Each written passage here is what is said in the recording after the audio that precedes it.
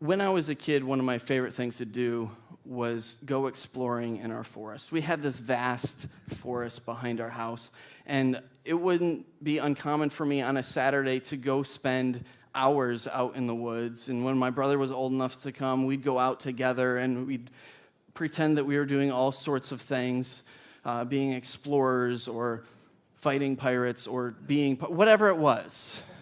We were out for hours. Now, if you went out the front door of my house, there was a hill. And very quickly you ran into our neighbor's property. And so we never went up the hill. We always went out the back door into the woods.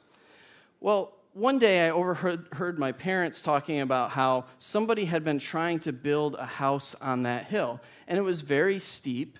And so when they came and they dug out the foundation, the next time it rained, it just filled up with dirt. And over again, they tried. Eventually, they gave up.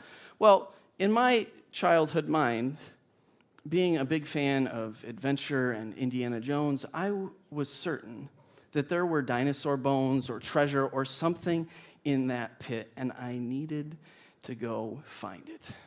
And I must have vocalized this because I specifically remember my parents telling me, "You are not allowed to go up there. Steer clear." And being the compliant child I said yes. But it just lingered in my mind, the idea that I was missing something up there.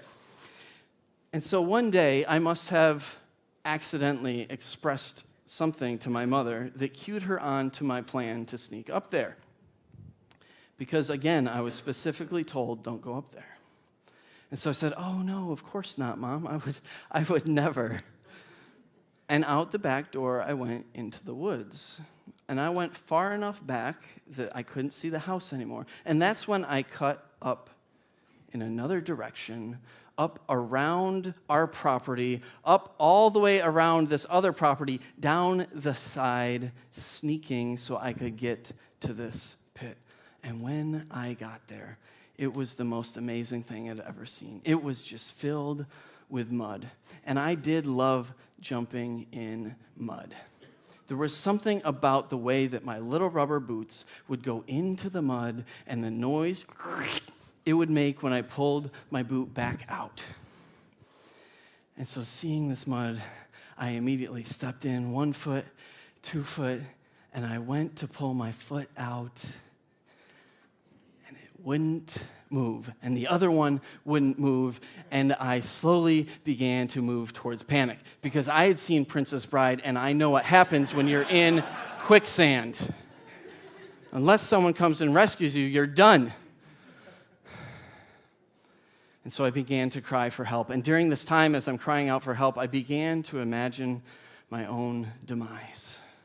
See, one of my childhood wounds is feeling like I wasn't seen and wasn't heard. And so I imagined years in the future, my family eating dinner together, and someone saying, "Have you guys seen Brian lately?" And at this point, they would go and look for me. And eventually they would stumble across my skeleton laid out on the ground, still in my rubber boots. And so I began to scream even louder and cry for help.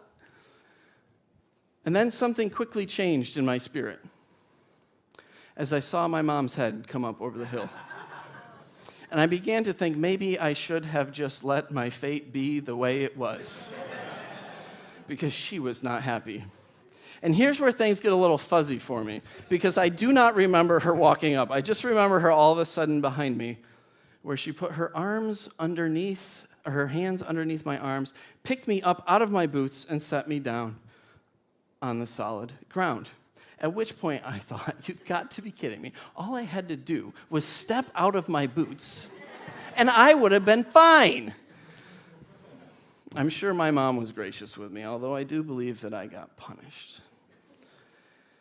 But just like sheep, we are prone to wander.